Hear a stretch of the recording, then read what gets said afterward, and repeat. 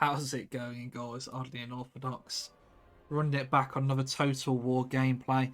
Feeling a little bit better today, so I'm hoping to get back on top of these daily uploads and give you guys something to watch.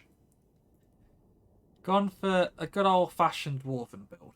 I like taking Dwarfs into Chaos Dwarfs, mainly because you shut down their artillery really hard. And they don't have Slayers where you do. And Slayers just work in every situation. They're like a Swiss Army knife. Can't leave home without them.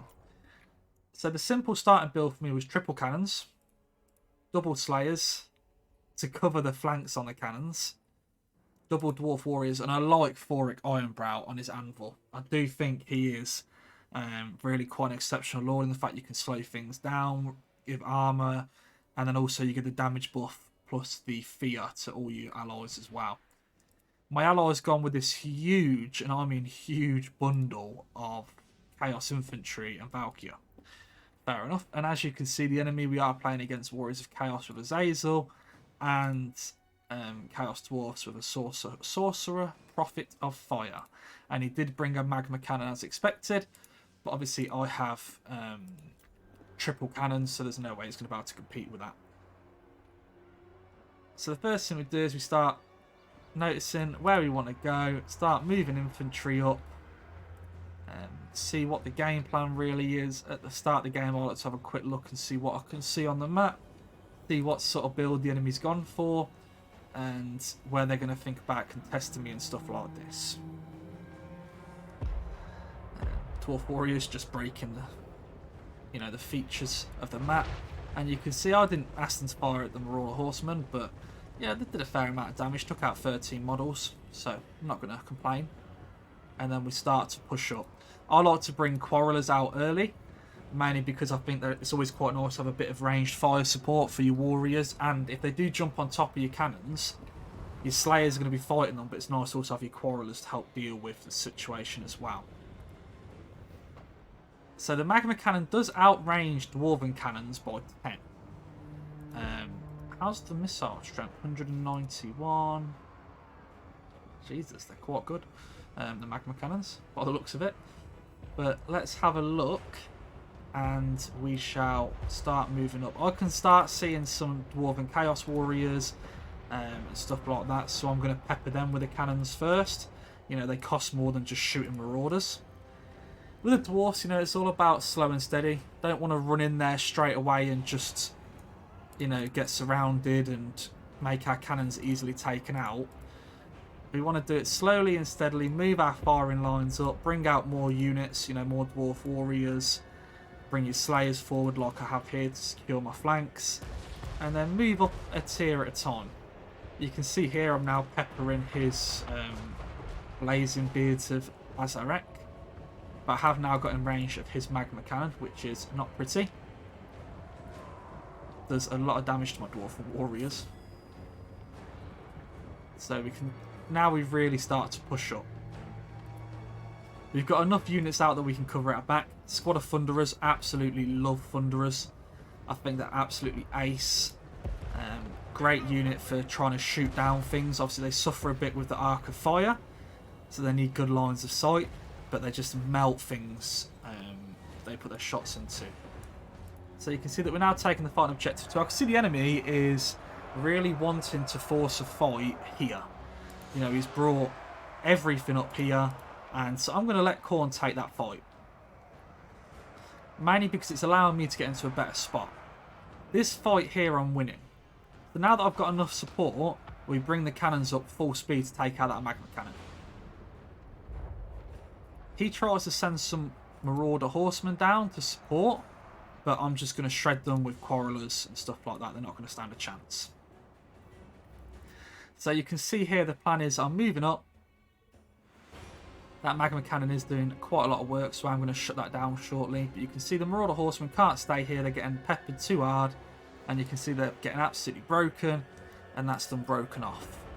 And now the cannons are in range of the Magma Cannon. And you can see that now the Magma Cannon's going to be going down. Mainly because the 3 squads of cannons are just going to absolutely obliterate it. But we've got enough men now that we can really make a push. So that's the plan.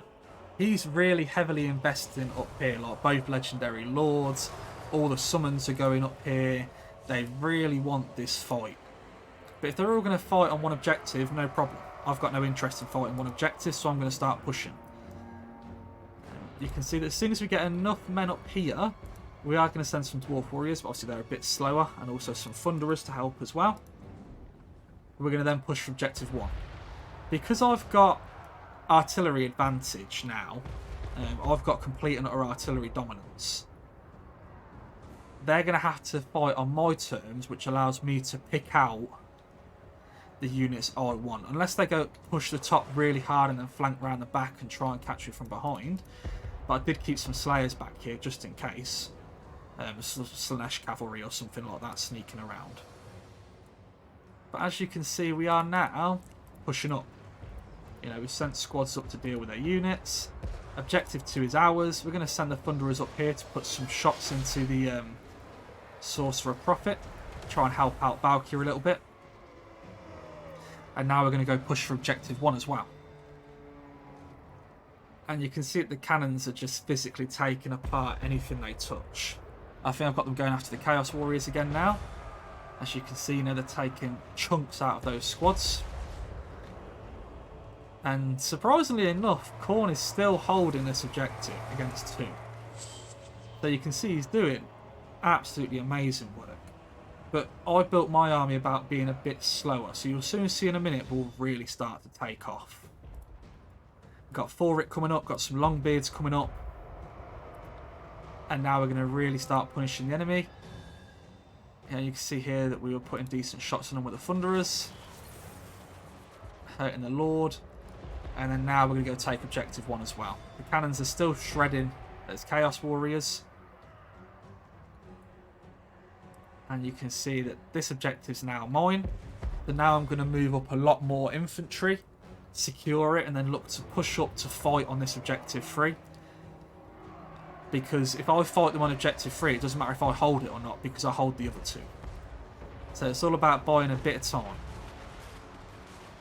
You can see here the Thunderers are just absolutely melting squads. Those Dwarf Warriors aren't having the greatest time, but the cannons are really taking chunks out of those blazing beards. And then I'll do what I tell you guys I always to do, is I now push up and take the fight on their part of the map. But I can see they're not summoning anything else down here. They still really want this fight up here, and Khorne's starting to run out of steam. So I'm going to send units up there to drag out this fight so they can't just send everything down to Victory Control Location 2 afterwards. I'm now going to really try and push to make sure they can't capitalise too much on this advantage. And those Dwarf Warriors are broken, but it's fine. The Slayers are chopping these guys to bits. The cannons have decimated those guys. And now we're capturing point 1. You can see now that we're chipping away at these Chaos Warriors with halberds. You know, we've got our Quarrelers here, Thunderers here. And we're now trying to deal with the Ironglaives. And you can see that now they've realised they need to try and deal with me. You know, I'm setting up too much of an impressive box. And there's not really much they can do about it. We're going to hit the Ironglaives with a Wrath of Fire and Ruin. And I'm not sure what that Sorcerer Prophet is doing there. But he gets the cast of his breath off. But he takes a nasty amount of firepower back. You know, Thunderers are nothing to laugh about. And he's going to focus on putting spells down there. But I'm guessing that came from Azazel, yep. But you know, I've still got ranged fire advantage. I've got more Longbeards rolling up.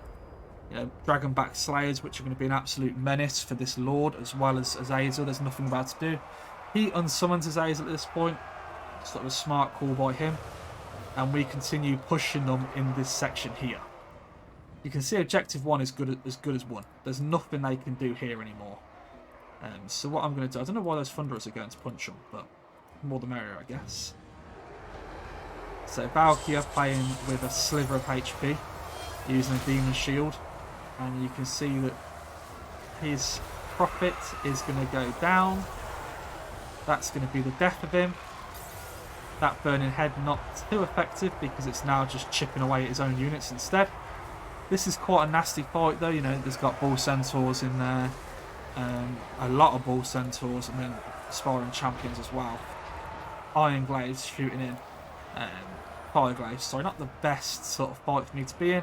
So we're going to send the Dragonback Slayers in, and then we're also going to cast the Master Rune of Oath and Steel, buffing everyone's armour by 60.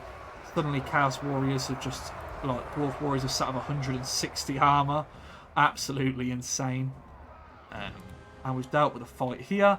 They're trying to send a little bit of a fight to come back and to try and fight me.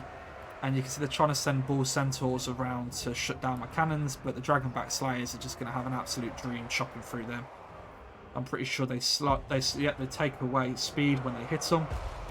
So he might be able to catch one squad of cannons, but I'm taking down his Aspiring Champions. And now I'm resetting my battle lines up as well. So I now know this fight's won, so I'll send this one squad of Dwarf Warriors to hold it with the Gunners, and send the Longbeards and the Slayers over to this middle fight. You see this fight here is still holding, which I'm more than happy for. And I have decided that I shall go deal with these Regents, their own Bull Centaurs. The ones that are on this cannon have been shot off and chopped to pieces. So they're the ones that have broken away.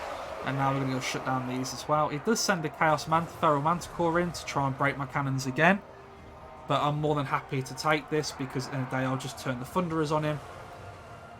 And it should be not long for this world. You can see that the Rune of Doom affects my allies' units as well as mine. Quite insane, so it gives it to Valkyr as well. It's why he's such a good lord. There's those Hellstriders that I was expecting, but not in the healthiest form. And you can see that I'm slowly catching back up to my ally. Now that they're fighting me where I've entrenched, it's making their life a lot more difficult. But you can see at this point, you know, we're pulling ahead quite nicely. Don't need objective 3. I'm happy to win this fight here.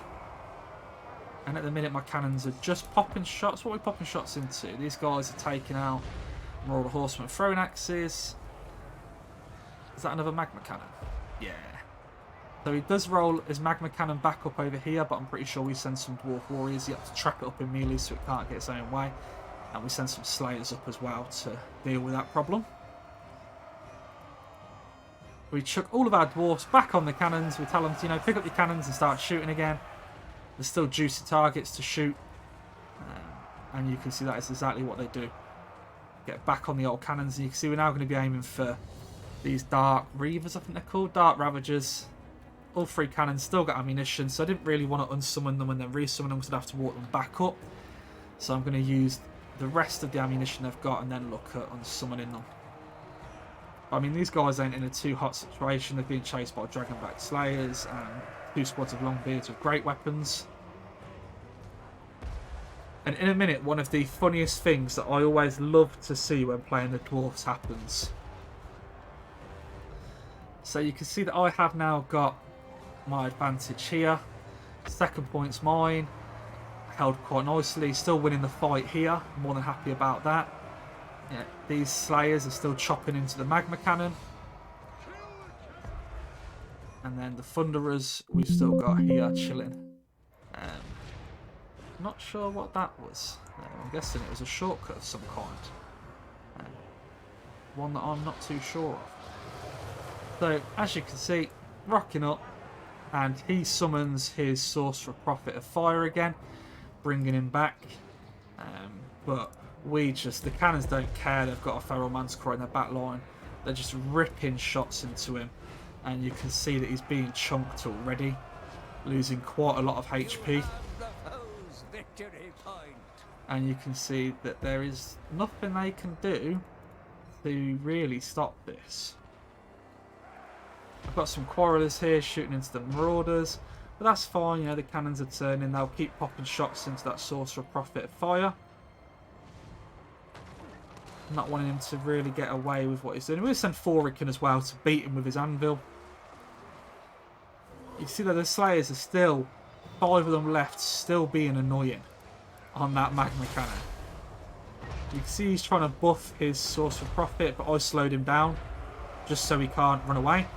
And the cannons are going to finish him off. And you can see that he didn't actually manage to get good value in the fact that when he come back, a lot of his value came from when he first was summoned. So I do start dropping the cannons that have got no spells left, ammunition, and then we start resummoning them. Yeah, get the cannons back out. You can see that I'm doing really well on resources. But I'm just trying to find units to unsummon. I don't really want to unsummon anything fighting up here because they're buying me loads of time. Don't really want to unsummon my Thunderers and that while they've got ammunition. I do start unsummoning these guys that, you know, are damaged and they're going to just come back. Same as the Quarrelers. I unsummon the Quarrelers too because they're quite injured. And Azazel does try and jump on Valkyria. But we're going to help Valkyria and we're going to cast a nice rune of negation on her to make sure she can't take. She gets 40% damage resistance. Give her a chance to run away. And then it's time to point the cannons at Azazel. Did that new cannons come out yet? Yep, just got them out. And you can see they're already rank 4. And it's time for them to start putting shells into Azazel now. But you can see the game's pretty much won. Khorne's even taken back 0.3. His resurgence, but you can see that the gold damage value now I've really caught back up quite quickly. What's that being cast on back? Is that like a spirit? No, it's not a spirit leech, is it? But you can see that Azazel is pretty much done. There's nothing he can really do. He is getting absolutely peppered. And then I think we do just manage in time to get our second cannon back out. I think we unsummon this one, but alas, sadly the game ends here in a second.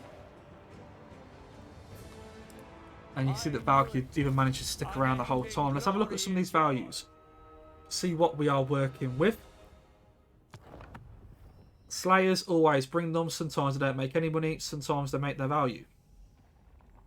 Yeah, nearly 2,500 value on Forik, I'll take it. One cannon 1700, 2060, 1800, good values on those. And the Dwarf Warriors do their jobs. Dragonback Slayers made their value. Longbeards are there purely just to hold an objective, be annoying. The Thunderers made their value, the Quarrelers did alright. And the Dwarf Warriors did alright as well. This has been Oddly Unorthodox. If you've enjoyed this, leave a comment, like, subscribe, and I'll catch you on the next one.